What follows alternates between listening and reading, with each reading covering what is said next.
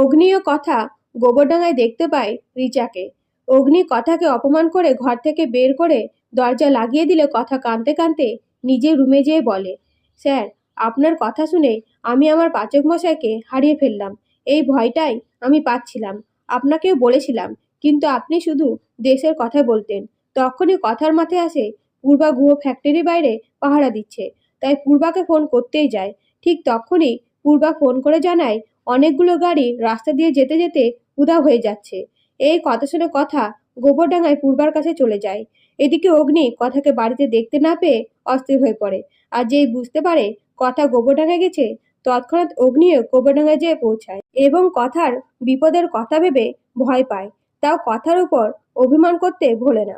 এমনকি অভিমান থেকে কথাকে ঠকবাজ বলে মনে করে। এরপরে গুহ ফ্যাক্টরি থেকে গাড়ি আসতে দেখে তিনজনে লুকিয়ে পড়ে।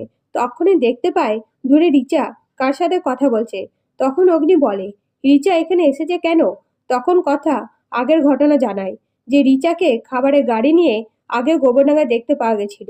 তো রিচাকে কি প্রমাণ সহ ধরতে পারবে? জানতে অবশ্যই চ্যানেলটিকে সাবস্ক্রাইব করে পাশে থাকবেন।